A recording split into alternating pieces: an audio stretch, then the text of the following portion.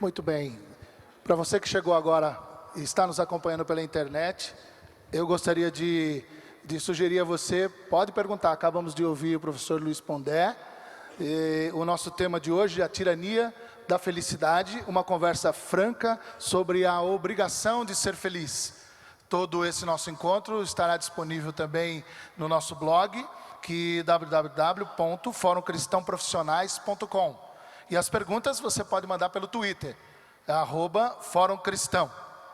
Sem mais delongas, Ed René Kivitz. Bom, boa noite a todos, obrigado pela sua presença e participação. Boa noite ao pessoal que está acompanhando a gente pela internet, os grupos de Marília, de Recife. Então, todo mundo bem-vindo. E obrigado, Pondé, por você participar aqui com a gente e oferecer essa oportunidade da gente pensar sobre felicidade com esse viés da história da filosofia e com essa abordagem, né? Eu penso que um encontro como esse se justifica não apenas por ele em si, mas pelo fato de que esse material está aí disponível para você ouvir, ler, pensar, reler, ir atrás da bibliografia e aprofundar e dar mais densidade à sua reflexão sobre temas que são importantes, relevantes para a sua vida, como, por exemplo, o tema da felicidade. Esse é o espírito do nosso fórum, é levantar uma poeira e depois você corre atrás para tentar sobreviver na poeira levantada. Há uma diferença entre esse ambiente aqui e o ambiente do púlpito no domingo. O púlpito do domingo é diretivo, esse ambiente é reflexivo. Então a minha contribuição é, ao lado da filosofia, sugerir uma abordagem bíblica e teológica para a felicidade. E eu faço uma opção por dar algumas referências bíblicas. Vou falar pouco para não me atrever e deixar mais tempo para as nossas perguntas aí. Eu faço uma opção por dar referências bíblicas, porque há uma diferença entre base bíblica e teológica. A teologia você pode conceituar como um discurso ou uma reflexão a respeito de Deus ou de deuses.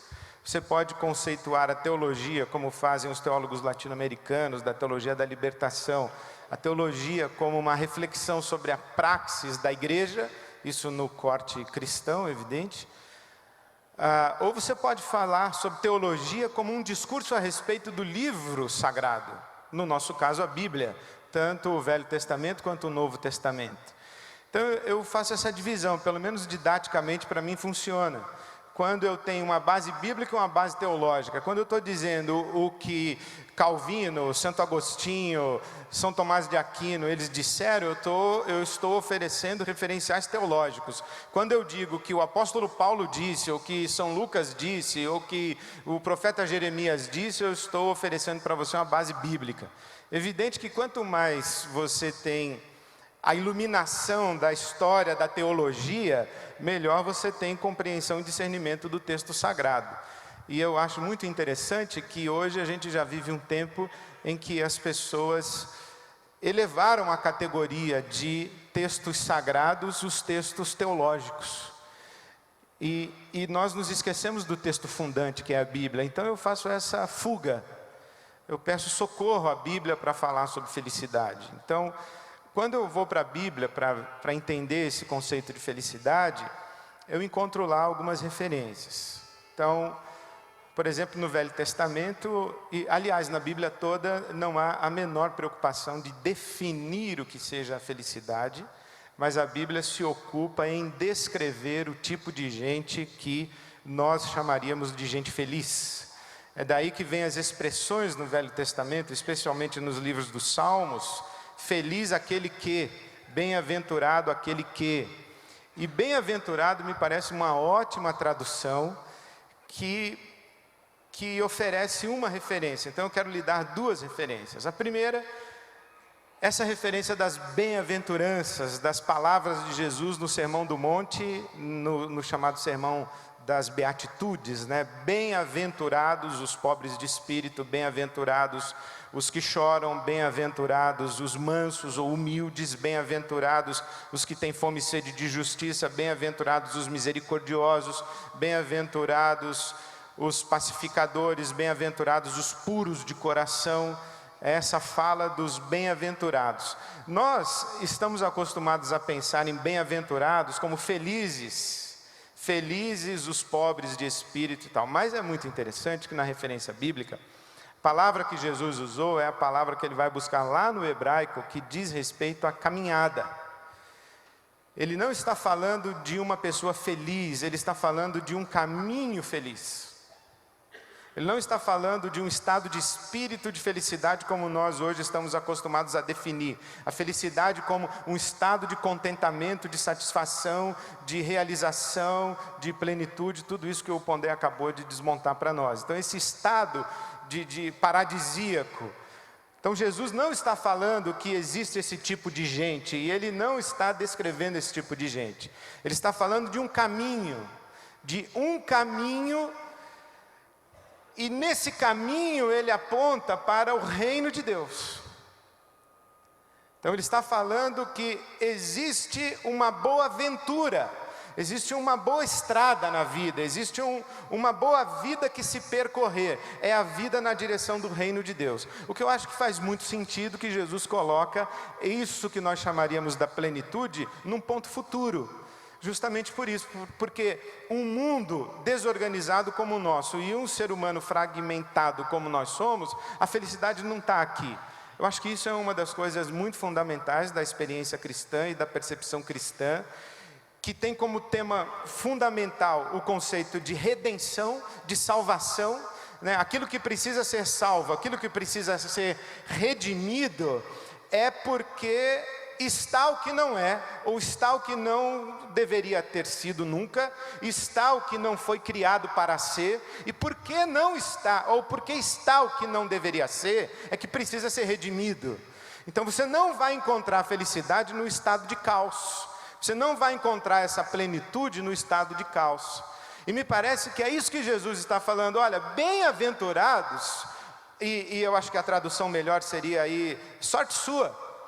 Se você já descobriu que você é um pobre de espírito, que você é menos do que você achou que era, se você já chora, se você já encarou o sofrimento, se você descobriu a sua precariedade, a sua vulnerabilidade, a sua finitude, se você já encontrou de alguma forma com a agonia, com a angústia, e isso fez você cair aos prantos, e isso fez você trazer para dentro da sua experiência pessoal a dor e a lágrima, sorte sua, você não é um bobo mais, você não é um bobo alegre mais, você não é esses caras bem resolvidos. Então sorte sua que você consegue olhar para o lado e enxergar pessoas na mesma condição de fragilidade sua, e então você é misericordioso. Sorte sua que você já percebeu que você não é o que deveria ser, e nem o mundo é o que deveria ser, então você tem fome e sede de justiça. Sorte sua que você se sente aviltado, que você se sente atropelado por alguma força, por alguma dimensão da existência, por alguma realidade que pode ser interior a você mesmo, inclusive, mas é sorte sua. Sorte sua se você começa a construir pontes e sai da ciranda da competição, isto é, se você consegue olhar para o seu semelhante como um sujeito agônico ou em agonia, e estabelecer uma relação pacífica com ele, sem julgar, sem competir, sem destruir. Sorte sua se você é puro de coração, no sentido, aí o Kierkegaard fala que puro de coração é desejar uma só coisa, o que eu acho muito bonito essa tradução, e essa uma só coisa eu acho que é o reino de Deus, é você perder a expectativa daqui. Então eu acho que Jesus está dizendo, olha, bem-aventurado aquele que já desmascarou a farsa que é esse mundo em que a gente vive, e quem já foi desmascarado na sua prepotência, na sua arrogância, no seu orgulho, na sua vaidade. Então, bem-aventurado. Esse camarada está num bom caminho, e qual é o caminho? É o caminho do reino de Deus. Então essa expectativa de um reino que vem, não é aqui. Então eu acho que também a semelhança do Pondé, me permito incluir, eu sou meio melancólico por temperamento, por observação. Eu concordo com Salomão que quanto mais você estuda, mais infeliz você tende a ficar. Não é possível você ser esclarecido e ficar rindo à toa. Não é possível, Não é possível sequer você ler o jornal do dia. Eu falava para os jovens no sábado passado que o camarada que assiste a notícia de que tem fome na África e jantando, e ele fica angustiado, é que ele é desequilibrado. Não, desequilibrado é o cara que assiste a notícia e continua jantando na boa. Pelo menos é o que eu acho. Isto toda vez que eu sou confrontado com uma informação que mostra o estado de agonia do nosso mundo e o meu, sorte minha, eu deixei de ser um bobo alegre. Eu não estou alienado, eu não estou iludido. E aí o cristianismo vem com essa palavra de que se você se sente mal no mundo, você tem razão, não é para ninguém se sentir bem no mundo, porque esse mundo está em redenção. Ele precisa de redenção, ele precisa ser redimido. Então acho que essa é a primeira referência de felicidade que a gente pode encontrar na Bíblia Sagrada, nas bem-aventuranças, que não é uma fala de Jesus exaltando a esse estado de ser paradisíaco, mas é um estado de Jesus elogiando justamente aqueles que perceberam que na presente ordem o estado paradisíaco não é possível, ele é apenas uma utopia. Não se realiza, mas pelo menos ilumina a caminhada, como diz o Eduardo Galeano. Agora, a outra referência que eu gosto demais também é do Paulo, de São Paulo Apóstolo, quando ele diz: eu aprendi o segredo do contentamento. Eu aprendi a estar contente em toda situação. E se você traduzir o contente com alegre, satisfeito, desfrutando de prazer, realizado, você vai ver que isso é absolutamente idiota mesmo, porque você pega um cara que está sendo apedrejado, ou que está sendo jogado numa cadeia, acabou de levar chibatadas nas costas e foi apedrejado, está quase morto no chão de uma cadeia na cidade de Filipos, e pergunta para ele: aí Paulo, está feliz com Jesus? Ele vai mandar você, sei lá para onde, para o céu, talvez. Mas quer dizer, o cara, é você pegar o Cristo na cruz e falar: e aí Jesus, está feliz? Pô, que pergunta idiota. A felicidade nesse conceito de contentamento não é novamente esse estado idílico. A felicidade aí, o contentamento aí eu não quero saber, esse conceito aí inclusive nem passa para mim. O que passa para mim é que eu estou vivendo como a minha consciência me diz que eu tenho que viver. Então eu prefiro trocar, eu busco ser feliz, mas eu busco sentido. E eu acho sim que é possível a gente encontrar sentido. O sentido pode ser passageiro, pode ser efêmero, ele pode ser em alguns determinados momentos questionável, mas eu penso que o Paulo encontra sentido, inclusive no próprio sofrimento dele. O nosso problema não é sofrer sem saber por quê. Então quando o Paulo diz assim: eu sei pelo que eu estou sofrendo é pela minha fé, eu estou sofrendo é pela minha esperança, eu estou sofrendo é pelo meu Cristo, eu estou sofrendo pelo meu Senhor, eu estou sofrendo pela causa do Evangelho, pelo anúncio do reino de Deus, eu estou sofrendo por isso me traz sentido. Então quando você pergunta para mim se eu estou feliz aqui tendo sido apedrejado, essa pergunta não me interessa. O que eu afirmo é que eu aprendi. Quando a mesa é farta eu como, e quando eu tenho que passar fome eu sei. O prazer não me faz melhor ou me dá uma noção de mim mesmo mais satisfatória, como também o sofrimento ou a condição desfavorável em termos de conforto circunstancial não me diminui. Porque eu encontrei uma razão, eu encontrei algo pelo que eu me dou, e isso faz sentido para mim. É isso que ele quer dizer com: encontrei o segredo de estar contente em toda situação. Ele não está sempre rindo, inclusive ele chega a dizer que se desesperou da vida e pediu para morrer, e Deus não o levou. Ele chega a dizer que ele tem um espinho na carne, que ele chama de um mensageiro de Satanás, que o esbofeteia. E ele disse: 3 vezes pedi a Deus, e Deus não me tirou esse maldito, desse águelos satânico, desse anjo de Satanás, que fica me esbofeteando.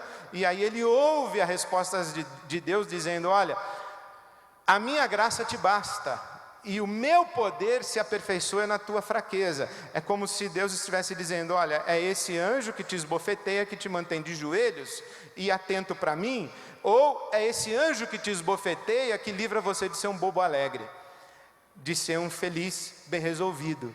E é essa convivência de Paulo com essa agonia e o conforto, se eu posso usar essa palavra, o sentido que ele encontra na graça de Deus para a vida dele, que lhe oferece sentido. Daí que ele vai terminar a vida dele dizendo: combati o bom combate, acabei a carreira e guardei a fé. Desde agora a coroa da justiça me está reservada, não somente a mim, mas a todos aqueles que amam a vinda do Senhor Jesus. Nessa fala de Jesus, eu acho, de Paulo, eu acho que ele resume uma biografia. Ele ama a vinda do Senhor, ele está falando de um final escatológico, no sentido de uma utopia que lhe dá esperança.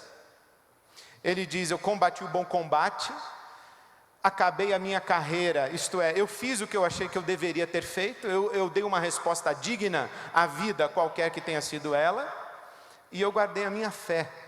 O meu confronto com a minha agonia e com o mundo desestruturado que eu encontrei, não me fez cínico, nem nihilista e nem me fez descrer de Deus. Então isso me é suficiente, isso me basta. Eu penso que o apóstolo Paulo, em alguns auditórios de autoajuda ou em algumas igrejas evangélicas hoje, ou ele daria muita risada ou ele choraria de agonia. Mas eu espero que esse auditório não seja um deles. Obrigado, boa noite.